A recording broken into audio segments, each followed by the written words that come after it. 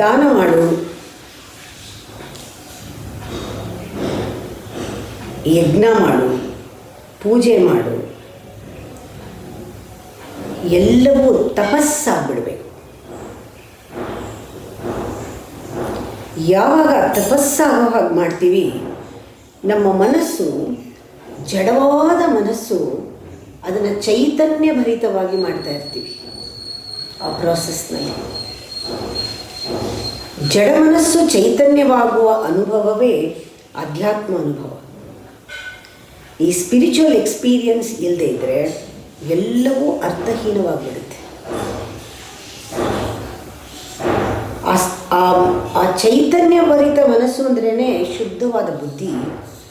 ಅದು ಅಧಿಪತಿ, ನಮ್ಮ ಇಂದ್ರಿಯಗಳನ್ನು, ಮನಸ್ಸನ್ನು ಸಂಪೂರ್ಣ ಹತೋಟಿನಲ್ಲಿಟ್ಕೊಳ್ಳೋ ಅಧಿಪತಿ.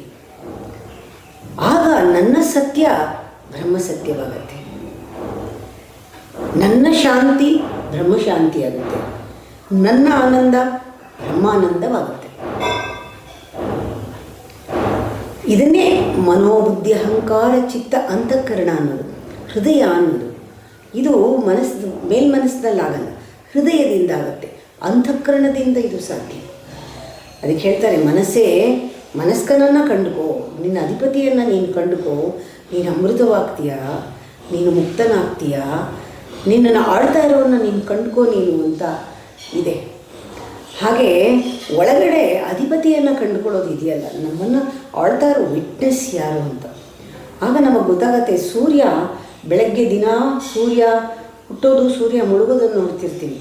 ಅದ ಇನ್ನರ್ ಸನ್, ಒಳಗಡೆ ಇರುವ ನಿತ್ಯ ಸೂರ್ಯ, ಸದಾ ಇರೋ ಸೂರ್ಯ ಒಳಗಡೆ ನಿಮಗೆ ಆ ಬೆಳಕಿನ ದರ್ಶನ ಆಗ್ತಾ ಇರುತ್ತೆ.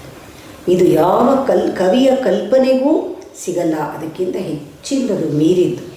ಯಾರಿಗೆ ಅದು ಸಿಗುತ್ತೋ ಅವರಿಗೆ ಹುಟ್ಟು ಅಳಿಯೋದು ಅಂತಾರೆ. ಹುಟ್ಟು ಅಳಿಸೋಗುತ್ತೆ, ಹುಟ್ಟಿಲ್ಲ. ಸಾವು ಸತ್ತೋಗುತ್ತೆ, ಸಾವಿಲ್ಲ.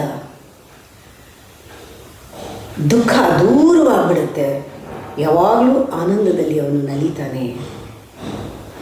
ಇದು ಸ್ಪಿರಿಚುವಲ್ ಎಕ್ಸ್ಪೀರಿಯನ್ಸ್ ಇಲ್ಲದೆ ಇದ್ದರೆ